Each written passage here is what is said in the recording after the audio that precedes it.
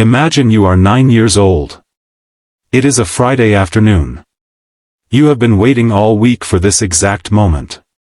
You have your boxes packed. You have your route planned. You have a badge to earn and a summer camp to dream about. You step out your front door into the cold March air, and you start walking toward your neighbors' houses with a smile on your face and not a single worry in the world. Now imagine that is the last thing anyone who loved you ever sees you do. That is the story of Candy Rogers. A little girl who weighed 60 pounds, stood 4 feet and 4 inches tall, and on the afternoon of March the 6th, 1959, walked out of her front door in Spokane, Washington carrying 7 small boxes of Campfire mints, and never came home. This is not the story of a child who got lost. This is not the story of a tragic accident. This is the story of a predator who looked down a street full of children and deliberately chose the smallest, the most harmless, the most trusting one he could find. And it is the story of how it took 62 years, 3 generations of detectives, and 1 glass jar sitting sealed in an evidence locker to finally tear the mask off the man who did it. But here is what makes this case different from every other cold case you have ever heard. The man responsible was never once a suspect. Not for a single day. Not for a single hour.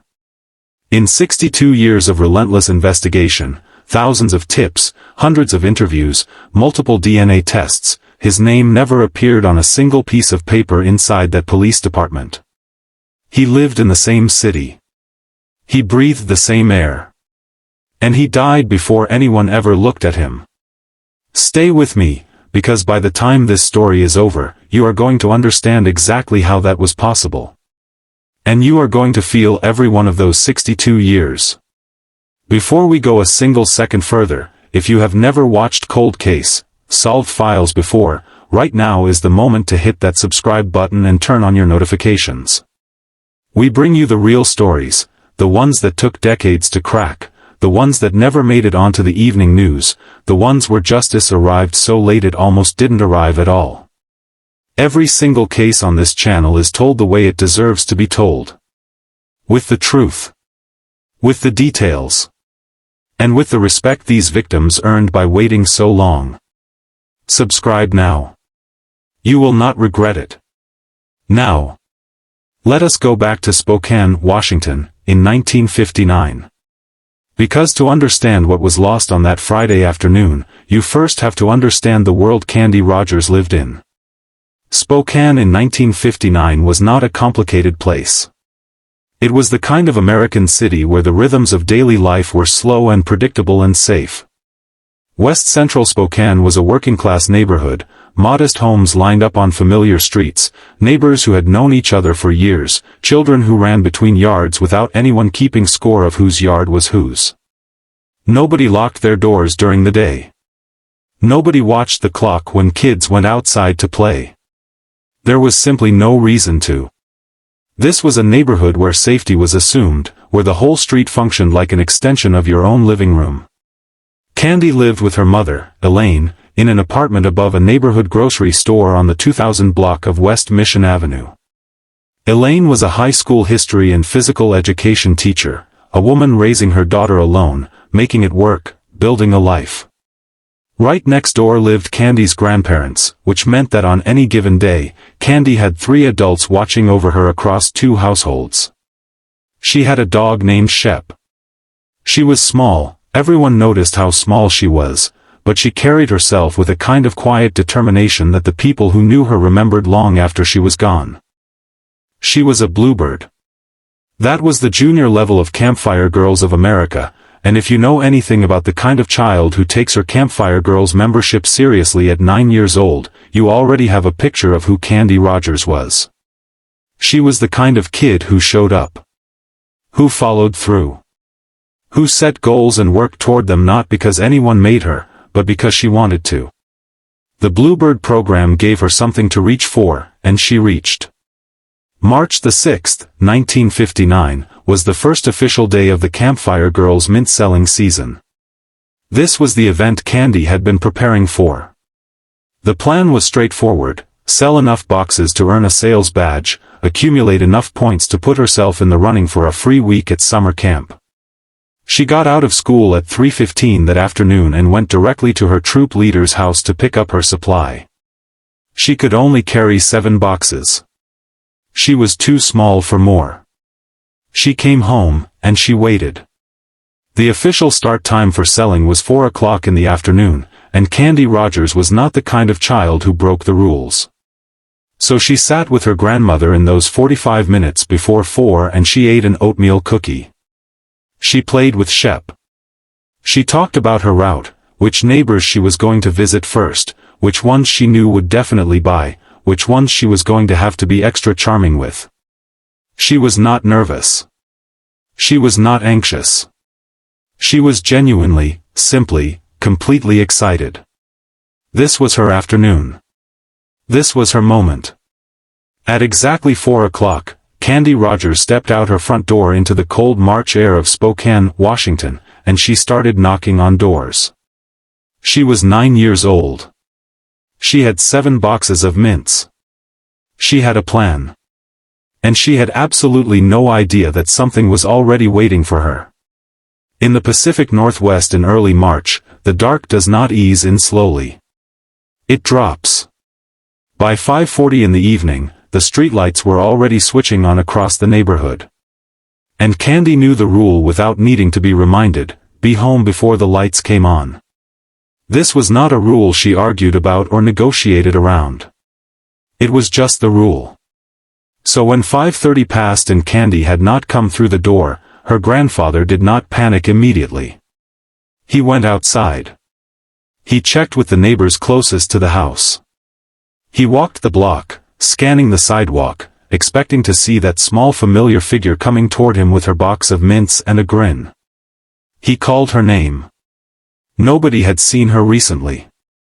Her mother Elaine arrived home from a hair appointment and found her daughter missing. The moment that word passed between the adults, missing, something shifted in the air on that street. Within an hour, family members were moving through the neighborhood on foot, checking yards, calling her name, knocking on doors. By nightfall, the Spokane Police Department had been called. Here is what made the search immediately complicated: Candy was not the only Campfire girl working that neighborhood that Friday evening. There were dozens of girls out in those same streets, all of them wearing the same uniform, all of them carrying the same boxes. Any witness who thought they remembered seeing Candy Rogers could not say with certainty that the child they saw was her specifically and not one of the other little girls in blue selling mints 2 streets over. The trail was confused from the first hour. And then, around 9 o'clock that night, searchers found something that stopped everyone cold. On Pettit Drive, a road that climbs a hill the locals have always called Doomsday Hill, Campfire girls' mint boxes were strewn across the road. Not dropped. Not left behind carefully. Scattered. Some of them appeared to have been flung from the window of a moving vehicle, thrown outward as a car accelerated away in a hurry. The trail of boxes led south, toward the Fort George Wright Bridge, away from Candy's neighborhood, away from her world, away from everything she knew. One of those boxes had a partial fingerprint on it. Investigators lifted it carefully, preserved it, and sent it directly to the Federal Bureau of Investigation in Washington, D.C. It was never identified. But by 9 o'clock on the night of March the 6th, 1959, one truth had become unavoidable for everyone standing on that hill in the cold dark looking at those scattered boxes. Candy Rogers had not wandered off. Candy Rogers had not gotten confused and taken a wrong turn. Someone had put her in a car and driven away. Someone had taken her. By the morning of March the 7th, every single person in Spokane knew Candy Rogers was missing. And what happened next says everything you need to know about who this community was. More than 1,200 of them showed up to find her. 1,200 people. For one little girl. Marines came. Boy Scouts came. Utility workers, mail carriers, horseback riders, civilians from every corner of the city, they poured into west central Spokane before the sun had fully risen. A command post was set up at the intersection of Pettit Drive and the T.J. Minnick Bridge, right at the spot where her mint boxes had been found scattered across the pavement the night before. The United States Air Force dispatched helicopters to provide aerial coverage of the search area. Think about what they were working with. No mobile phones. No GPS technology. No street surveillance cameras. No digital maps. They had scattered mint boxes, one partial fingerprint that nobody could identify, and a trail of evidence that ended at the edge of a bridge over a river. They were searching for a 60-pound child in a city of hundreds of thousands of people with nothing but their own eyes and legs and the desperate collective will to find her. And then the search turned into a tragedy on top of a tragedy. On March the 7th, just one single day after Candy disappeared, a United States Air Force helicopter flying low over the search area struck a set of high-tension power lines and went down into the Spokane River. 3 crew members were killed. Airman Merles D. Ray. Staff Sergeant William F. McDonald. Lieutenant Kenneth G. Fout. 2 others survived the crash. 3 men died searching for one little girl. And Candy had still not been found. The city was grieving in 2 directions at once now. It was grieving for a child whose fate was still unknown and for 3 servicemen whose fates were all too clear. Spokane in the days that followed March the 7th, 1959 was a city in a kind of pain that has no clean name. And through all of it, Candy Rogers remained missing. The days that followed were silent in the worst possible way.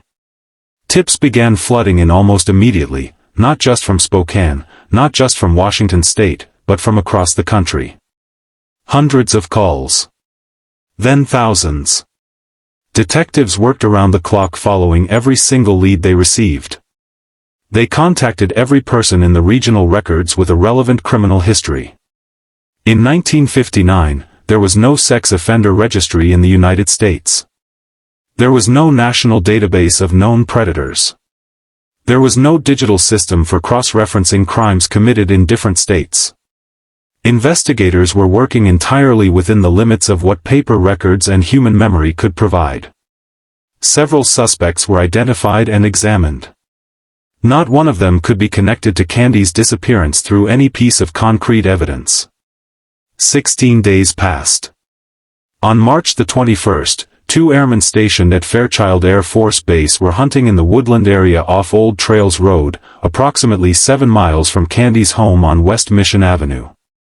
Moving through the trees near an old abandoned rock quarry, they noticed something at the base of one of the trees. A pair of small girls' shoes. Not thrown aside.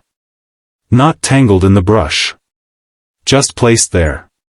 Deliberately set down at the foot of that tree, as if someone had taken the time to do it carefully. The airmen went back to the base and reported what they had found. The following morning, a search party arrived at that location at daybreak. Within minutes of beginning to search, one member of the party pushed aside a pile of brush and dry pine needles and discovered Candy Rogers. She had been buried under a mound of branches and dead tree boughs approximately 50 yards from the road, in the dark of those woods, 7 miles from the home she had left on a Friday afternoon carrying 7 boxes of mints. Retired Spokane Police Captain Richard Obring was one of the officers who found her that morning. He knelt down in those woods and he saw what had been done to a 9-year-old child. He would carry the weight of that image for the rest of his life. He would be an old man before the rest of the story was finally written. But he would live long enough to hear the ending, and when he did, that matters in a way you will understand before this is over. The cause of Candy's death was strangulation.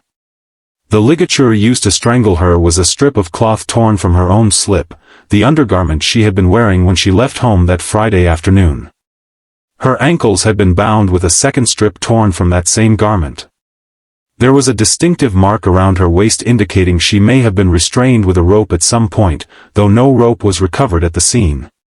The medical examination revealed evidence of a deeper physical violation that added yet another dimension of horror to what had already been done to this child. Every single piece of evidence recovered from that scene was meticulously catalogued and preserved. The detectives of 1959 had no framework for understanding what future science would someday be capable of extracting from biological material left in storage for decades. DNA profiling did not yet exist. Genetic genealogy was not even a concept. But those investigators preserved the evidence anyway, with a care and thoroughness that would, in the end, become the most important decision this case would ever see. The discovery of Candy Rogers's body broke something open in the city of Spokane that was never fully repaired. Parents who had never once questioned whether their children were safe walking the neighborhood alone now stood at windows and watched the street. Rules were set that had never needed to be set before. Conversations were had between parents and children that the parents themselves had never needed to have when they were growing up. The case became embedded in the culture of how Spokane raised its children, a warning whispered from one generation to the next, passed down through families like a piece of inherited grief. Don't go out alone. Come home before the lights come on. Remember what happened to that little girl. Candy Rogers never stopped being present in that city even after she was gone. Police had the evidence. They had biological material they didn't yet have the technology to analyze. They had hoped that science would eventually close the distance between what they knew and what they could prove. And for years, for decades, they kept that hope alive. But before science could deliver its answer, a serial killer was about to step directly into this investigation and send every detective who touched this case running in exactly the wrong direction for the next 40 years. For 40 years, Spokane investigators believed they knew who killed Candy Rogers. They had a name. They had a history. They had a piece of physical evidence that appeared to point straight at one man. The case felt, for decades, like something approaching solved. They were just waiting on the technology to confirm it. They were completely and entirely wrong. And here is the part that makes it worse: the real killer had never been a suspect. He had never appeared in a tip. He had never been mentioned in a witness statement. He had never shown up in any police report generated across 62 years of active investigation.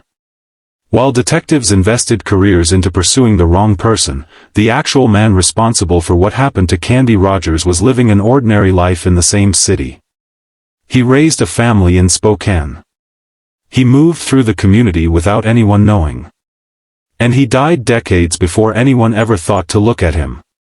The man detectives focused on for those 40 years was named Hugh Byron Morse. And on the surface, the case against him seemed compelling.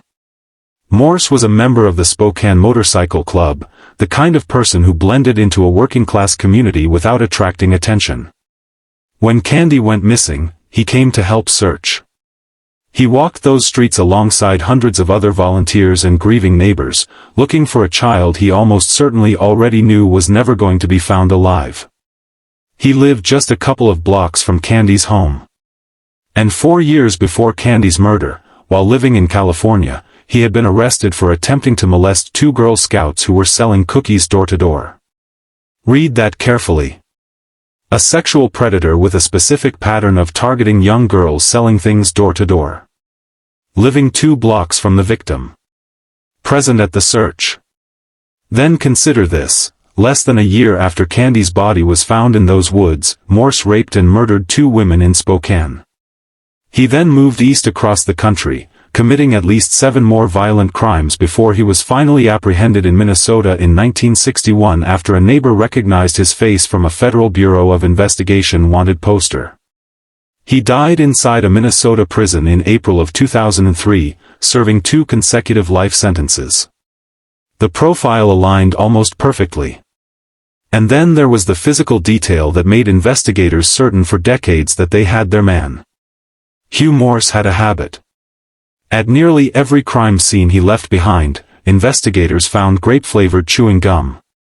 It was consistent enough across enough different locations that it had become a documented detail linking him to his crimes, something investigators knew to look for when examining scenes connected to Morse. During Candy's autopsy in 1959, a detective observed a stain on her clothing. The stain was purple in color. When examined closely, it carried a distinct grape-like smell. That single observation took on a life far beyond what the evidence actually supported.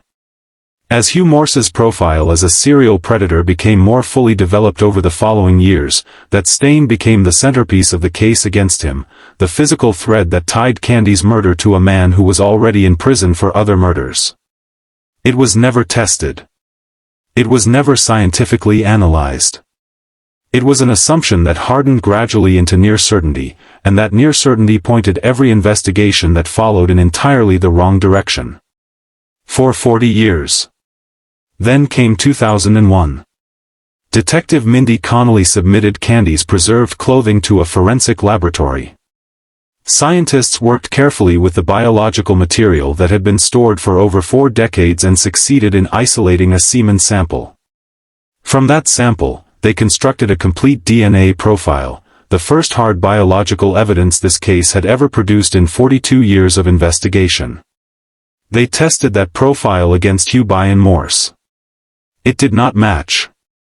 Not a partial match. Not a close match requiring further analysis. No match whatsoever. The grape stain, the parallel crimes, the geography, the habit, none of it mattered any longer. The DNA said no, and DNA does not negotiate. The profile was uploaded immediately into CODIS, the National Combined DNA Index System, where it would be automatically compared against every sample already in the database and cross-referenced against any future submissions. The result was complete silence.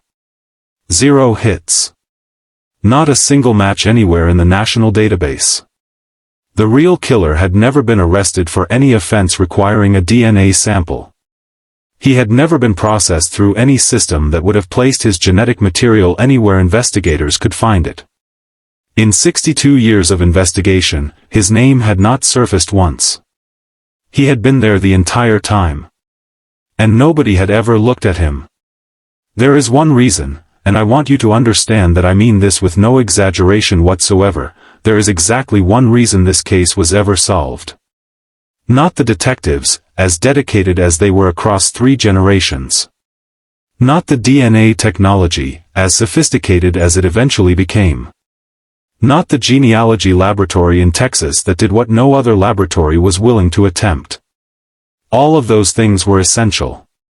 But every single one of them would have been worthless, completely worthless, without a decision made by an unknown investigator in 1959, before any of those tools existed, before there was any reason on earth to think about preserving biological evidence for future genetic analysis. Someone took Candy Rogers's underwear, placed it carefully inside a glass mason jar, and sealed that jar shut. That is it. That is the moment that made everything possible. Glass does not degrade over time. Glass does not absorb moisture from the environment around it. Glass does not interact chemically with whatever is stored inside it. An airtight seal on a glass container creates a preservation environment that synthetic materials simply cannot replicate. When forensic scientists opened that jar in the early 2000s, the DNA inside was not merely detectable, it was present in sufficient quantity and quality to construct a full genetic profile. That investigator in 1959 had no concept of DNA. Had no awareness that genetic material could be extracted from biological evidence and used to identify a suspect. Could not have imagined forensic genetic genealogy, or DNA databases, or any of the technology that would eventually crack this case open. But they preserved the evidence anyway, with a care and a precision that speaks to something deeper than following procedure. It speaks to someone who believed, on some level, that this little girl deserved every possible chance at justice, even chances that hadn't been invented yet. That jar is why this case got solved. 62 years later, but solved. Brittany Wright grew up in Spokane, Washington. As a child, her parents sat her down and told her about Candy Rogers, not as something they had read about in the newspaper, not as a historical case study, but as a warning. A real warning, carried in their voices, about a real child in their real city. Watch where you go. Be careful. Remember what happened to that little girl. Candy Rogers was not history to Brittany Wright. She was a presence. A name that meant something. A story that had shaped how an entire generation of Spokane parents raised their children. Wright grew up. She became a forensic scientist with the Washington State Patrol Crime Laboratory Division. And in 2018, when the Spokane Police Department began a systematic reassessment of its long-standing cold cases, the file on Candy Rogers found its way to her desk. The timing of that landing was not random. It was tied to something that had just shaken the entire world of cold case investigation. In 2018, investigators in California announced the arrest of a man named Joseph James DeAngelo, known to the public as the Golden State Killer, a serial rapist and murderer who had terrified California for years and then simply vanished from the radar of law enforcement for over 4 decades. The technique used to identify him was called forensic genetic genealogy, and when the news broke, it hit the law enforcement community like an electric current. Here is how it works. Investigators take crime scene DNA, genetic material left behind by an unknown suspect, and run it through one of the large consumer ancestry databases, the kind that millions of ordinary people use to trace their family histories and find distant cousins. Rather than looking for a direct match to the suspect, which would require the suspect's DNA to already be in the database, investigators look for partial matches, people who share enough genetic material to be relatives of the unknown suspect. Genealogists then build out family trees from those partial matches, working through generations, cross-referencing with public records, eliminating branches, narrowing the field, until they arrive at a small number of living people who could plausibly have left that DNA at the crime scene. From there, traditional investigation takes over. The moment DeAngelo's arrest made international news, law enforcement agencies across the United States began pulling out their oldest unsolved cases and asking the same question out loud: could this technique work for us? Spokane asked it immediately about Candy Rogers.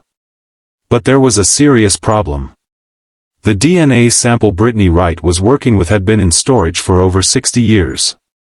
While the glass jar had preserved it far better than any other container could have, 6 decades is still 6 decades. The sample had degraded.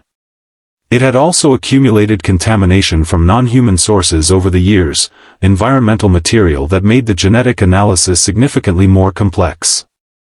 In 2020, Wright submitted the sample to a private genealogy laboratory with experience in working with difficult forensic DNA. They sent it back. Too degraded, they said. They were not able to work with it.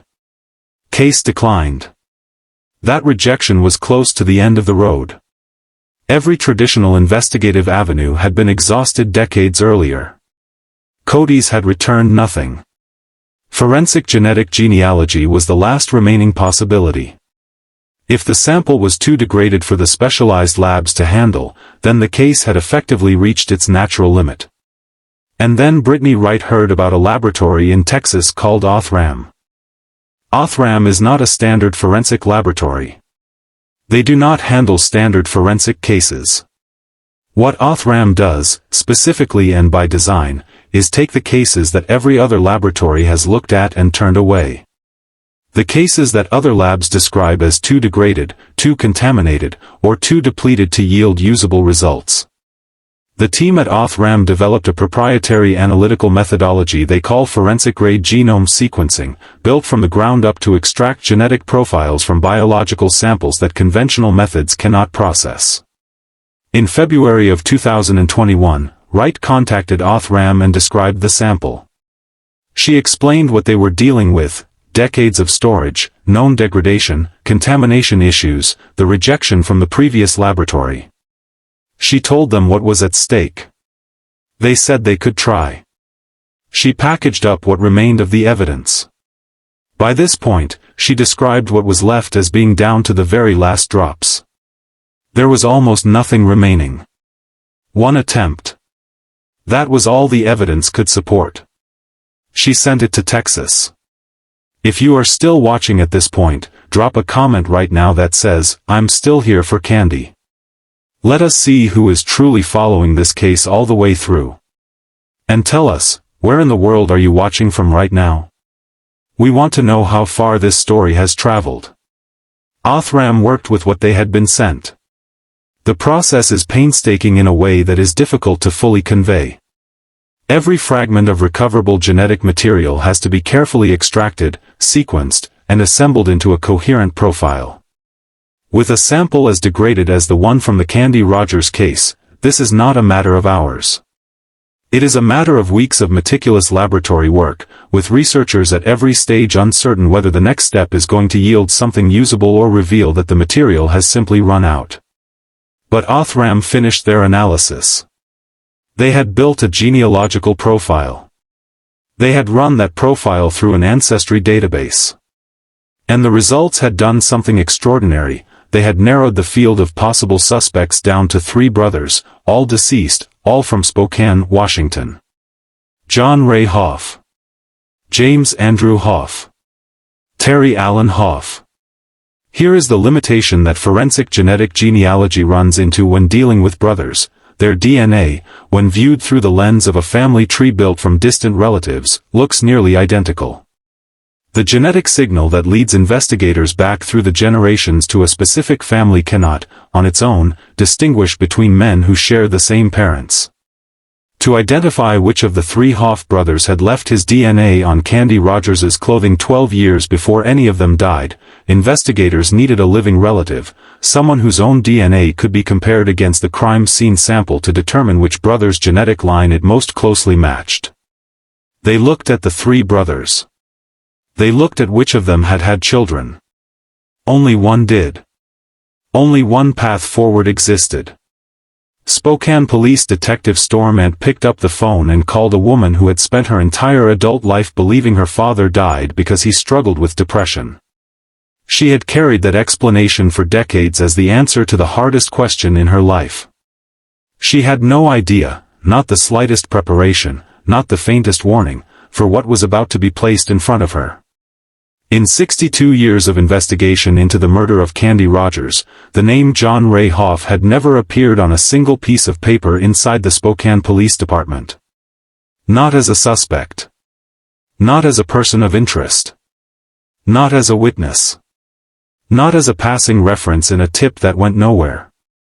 As Detective Stormant himself stated plainly at the press conference held after the case was resolved, John Ray Hoff was not on their radar at all until September 6, 2021. That was the day everything changed. When Detective Stormant called Kathy Hoff and identified himself as a cold case investigator, he kept the purpose of the call deliberately vague. He told her he needed her help. He asked if she could come to Spokane Police Headquarters. She said yes. She said she would be there within 45 minutes. But she did not simply hang up the phone and wait. In the 45 minutes between that call and her arrival at the police station, Kathy Hoff went online. She searched. She read. And somewhere in that window, she found the story of a 9-year-old girl who had been murdered in Spokane, Washington in 1959 while selling Campfire mints door-to-door on a cold Friday afternoon. She walked through the doors of that police station already carrying the weight of what she suspected she was about to be told. Kathy Hoff volunteered her DNA without hesitation. No pressure was needed. No legal process was required. She gave it willingly, immediately, completely. The results came back on September 8, 2021. The DNA recovered from the clothing Candy Rogers had been wearing when she was murdered was 2.9 million times more likely to be related to Kathy Hoff than to any randomly selected person from the general population. Her father was the man who had left that DNA. But the investigation was not finished. It could not be finished on that result alone. John Ray Hoff was dead. There would be no arrest. No courtroom. No defense attorney standing up to challenge the evidence. No moment where a judge looked at a man and read a verdict aloud. Because there would be no trial, the burden of certainty in this case rested entirely on the investigators themselves, and they were not willing to stop at 2.9 million to 1. They needed the kind of certainty that cannot be argued with by anyone, under any circumstances, now or at any point in the future. They obtained a warrant. On September 23, 2021, the remains of John Ray Hoff were exhumed. The final result came back on October 1, 2021. The probability that the DNA recovered from Candy Rogers's clothing belonged to John Ray Hoff rather than to an unrelated individual was 25 quintillion to 1. 25 followed by 18 zeros. Take a moment with that number. 25 quintillion to 1. There is no statistical threshold in forensic science that comes anywhere close to requiring certainty at that level. That number does not leave room for doubt. That number does not permit questions. That number is, as close as science can come to it, an absolute answer. The case was solved. John Ray Hoff was born on August 11, 1938 in Spokane, Washington, the city where he would, 21 years later, commit the crime that would follow his name forever. He was not from somewhere else. He was not a stranger who passed through. He grew up on the 2500 block of West College Avenue, in the same working-class neighborhoods Candy Rogers called home. He was local. He was familiar. He was exactly the kind of person nobody looks at twice because he looks just like everyone else. His early history showed the warning signs that, examined in hindsight, form a pattern anyone in law enforcement would recognize. In 1955, when he was 16 years old, he escaped from a state juvenile reform facility near Olympia, Washington, and was apprehended near Yakima. That encounter with the juvenile justice system pushed him, as it did many young men in that era, toward a different kind of structure. He enlisted in the United States Army at 17 years old and was assigned to the Nike missile defense installations protecting Fairchild Air Force Base, which was located just outside Spokane. His own city. The place he had grown up. The place where he would eventually destroy a child's life and disappear into the background. On March 6, 1959, John Ray Hoff was living at 221 West Broadway Avenue. Candy Rogers's home on West Mission Avenue was 1 mile away. 1 mile. And then there is this: in 1961, 2 years after Candy Rogers was murdered in those woods off Old Trails Road, John Ray Hoff was arrested in West Spokane. The charge was second-degree assault. The details of that assault, once you have heard them, will stay with you. He grabbed a woman. He forcibly removed her clothing. He used strips of that clothing to bind her. He then used more of her own clothing to strangle her, before something interrupted him and he fled. She survived. Now go back and read what was done to Candy Rogers. The ligature around her neck, strips torn from her own slip. Her ankles bound with more strips of the same garment. The binding. The strangulation. The use of the victim's own clothing as the weapon. It is an exact signature. Not a similar method. Not a comparable approach. It is the identical, specific, deliberate pattern performed on 2 separate victims 2 years apart. In 1961, something interrupted him, and that woman lived to describe what had been done to her. In 1959, nothing interrupted him, and Candy Rogers did not survive to describe anything. For the assault in 1961, John Ray Hoff served 6 months in custody. 6 months. As a direct consequence of that conviction, the United States Army declared him a deserter and issued him a dishonorable discharge. He moved through the following years without direction, selling cutlery door to door at one point, working in a lumber yard, spending time in a meatpacking plant where he suffered a chemical burn to his face. He was not a man constructing a future. He was a man filling time. And then there is the detail about John Ray Hoff that reaches into this story from a direction you would never anticipate, and it cuts deeper than almost anything else in this entire case. He had a stepsister. In March of 1959, she was 10 years old. She was a Campfire girl. She was Candy Rogers's assigned big sister in the Campfire Girls program. The older girl whose specific role was to guide and mentor the younger bluebird she had been paired with. She knew Candy personally. She cared about Candy in the way that a 10-year-old girl cares about the little one she has been trusted to look after. When Candy disappeared and Spokane fell apart searching for her, this girl was devastated. She grieved the way children grieve, openly, totally, without the protective distance that adults sometimes manage to construct. And she did her grieving sitting next to her brother. Sitting next to John Hoff. Crying. Telling him how much she missed her little Campfire sister. Telling him how terrible this was. Telling him how she could not understand what had happened or why. He sat there with her. He listened to every word. And he said nothing. He absorbed those tears from a grieving 10-year-old child without flinching. He sat with the grief of the girl whose friend he had taken, and he gave her nothing. Not a word of comfort that was any more genuine than the air he used to produce it. She spent the rest of her life carrying that grief as a bystander. An innocent person. Someone to whom this tragedy had simply happened. She had no idea, for decades, for the rest of her adult life, for all the years between 1959 and 2021, that the person who had taken Candy Rogers from her was the same person she had been sitting next to, crying in front of, trusting with her sadness. He knew.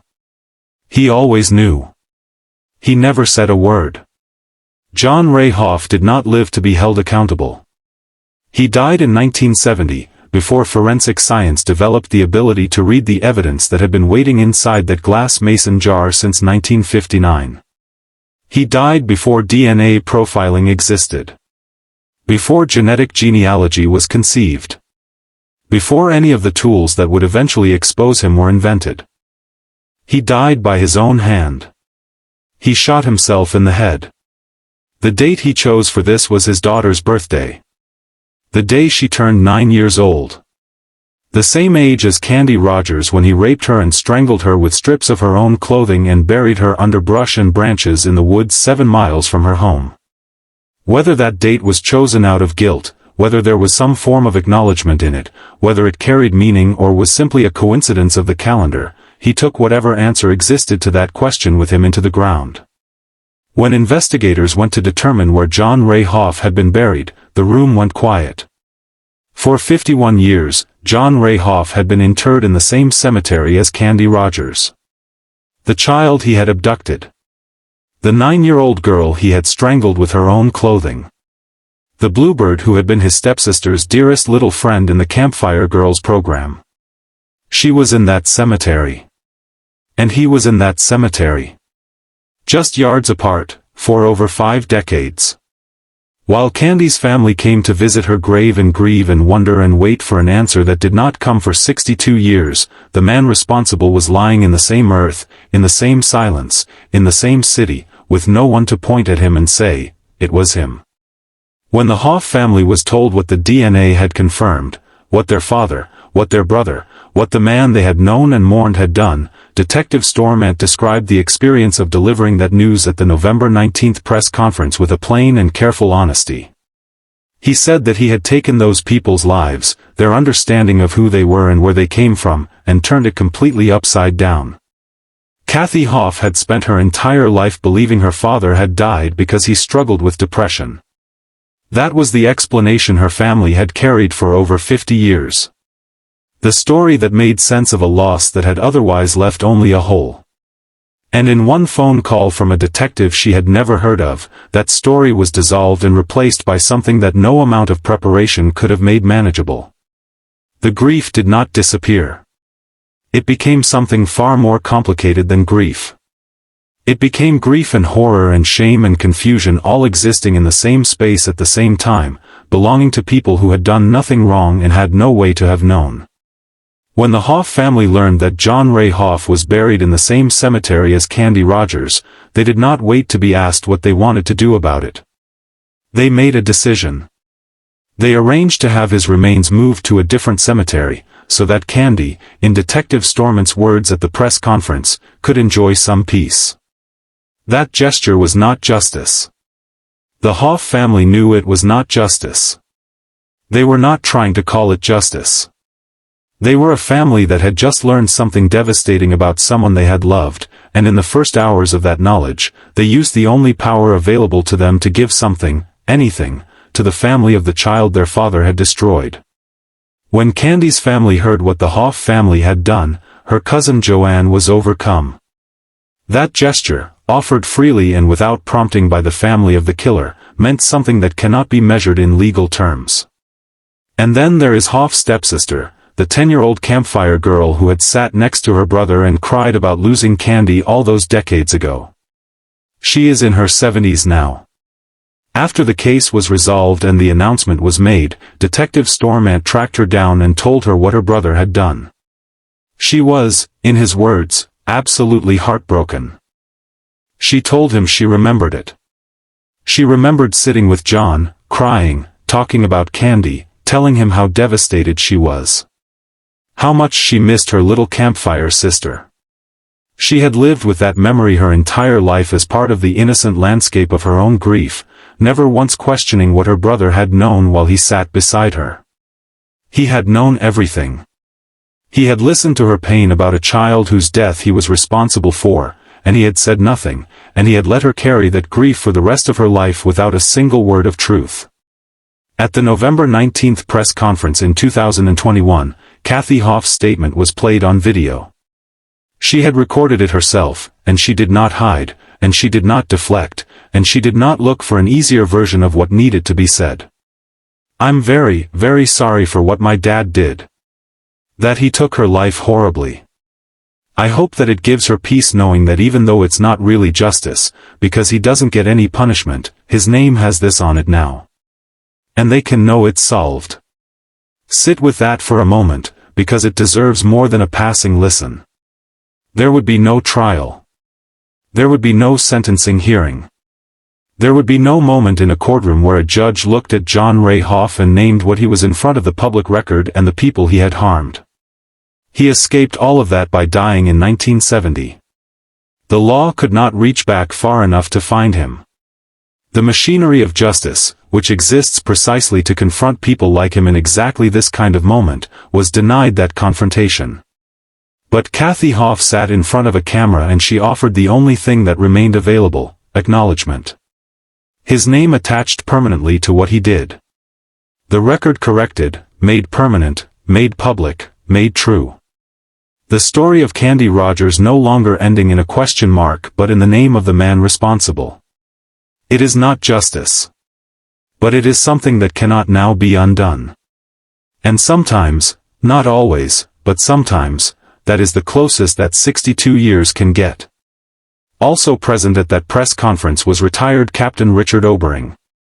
He was one of the officers who had arrived at those woods on March the 22nd, 1959, and pushed aside that pile of brush and pine needles and found what John Ray Hoff had buried there. He had been a young officer then, and he had carried what he saw that morning for 62 years without an answer. Without a name. Without the ending the case deserved.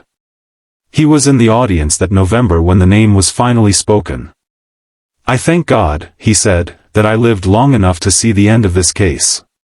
Detective Stormont, who had led the final push that broke this case open, was visibly moved throughout the entire press conference. When someone in the room asked him how many hours of investigative work had been poured into the Candy Rogers case across 62 years of investigation, he did not attempt an estimate. "This isn't measured in hours," he said. "This is measured in careers. 3 generations of detectives. 3 generations of men and women who picked up this file, read what had been done to a 9-year-old girl on a Friday afternoon in 1959, and made the same quiet decision that the generation before them had made: we are not closing this. Not yet. Not until we know." 3 generations handed it forward. The last generation did not give up. Candy's cousin Joanne was at that press conference. She sat there with 62 years of waiting behind her, and when she finally spoke, she did not reach for grand language or careful phrasing. She just said what was true. "I feel like Candy's loss was just a horrible loss. She was so cute. She didn't have much time. She didn't have much time. Candy Rogers was 9 years old. She wanted to earn a badge. She had a plan for which neighbors she was going to visit that afternoon and which ones she was going to have to charm. She had a dog named Shep and a grandmother who gave her oatmeal cookies while she waited for the clock to reach 4 o'clock, and she sat in that warm kitchen with her boxes of mints, and she was happy, and she was excited, and she was completely and entirely unaware that anything in the world could reach into an ordinary Friday afternoon and take everything she would ever have. She had a future that belonged to her by right. A future that included a summer camp she was working toward and a school she would have gone back to on Monday and a life stretching forward for decades that she was never given any part of. John Ray Hoff took all of that. A 20-year-old soldier who lived 1 mile away, who had a documented history of violence against women and girls, who attended the community search for a child he had already buried in the woods, who sat next to his weeping stepsister and listened to her mourn for Candy without saying a single word. He took everything Candy Rogers had and everything she was ever going to have, and then he lived 30 more years before he died, and he was never once suspected. But here is what also happened in those 62 years. 1,200 people showed up at dawn on March the 7th, 1959, to look for one little girl. 3 servicemen died in a helicopter crash because they were flying low over a city trying to find her. A forensic scientist who grew up hearing Candy's name as a warning chose a career in forensic science and spent years refusing to accept that the answer was gone forever. A laboratory in Texas looked at a sample that every other laboratory had rejected and said, "We can try." And the daughter of the man responsible looked into a camera and made sure his name was permanently and publicly attached to what he had done. 62 years. 8 months. 13 days. That is how long Candy Rogers waited. The clock has finally stopped. Now, before you leave, here is what this case leaves behind, the questions that do not disappear just because the name has been confirmed. How many other cold cases from the 1950s and 1960s are sitting in evidence lockers right now with biological material in them, waiting for the technology that already exists to finally be applied? How many of those cases have never been submitted to a laboratory like Othram because no one has gotten there yet, or because the resources are not available, or because the investigators who cared most about those files have already retired or died? John Ray Hoff committed a nearly identical assault on a woman in 1961 and received a sentence of 6 months. 6 months for an attack that mirrored in every specific detail what he had done to Candy Rogers. If the criminal justice system of 1961 had recognized the danger that assault represented and responded to it with an appropriate sentence, would John Hoff have been free to continue living in the community? Would the Candy Rogers case have ever needed to be solved? And what does it mean for justice? What does that word even mean, when the only consequence a killer ever faces is having his name written permanently into the record of what he did, decades after he is gone, by the daughter who had to find out the truth on a Tuesday afternoon from a phone call she was not prepared for? These are not comfortable questions. They are not supposed to be. If this story has stayed with you the way it has stayed with me, the very least we can do for Candy Rogers is make sure her name keeps traveling. Share this video right now. Put it in front of someone who needs to hear it. And while you are here, hit that subscribe button, ring that notification bell, and leave a comment below telling us what part of this case hit you the hardest. Was it the glass jar? The stepsister? The cemetery? The 6-month sentence? Tell us. We read every single comment on this channel, because these cases matter, these victims matter, and the people who take the time to care about them matter too. Candy Rogers was 9 years old. She had a dog named Shep. She wanted to earn a badge. Say her name.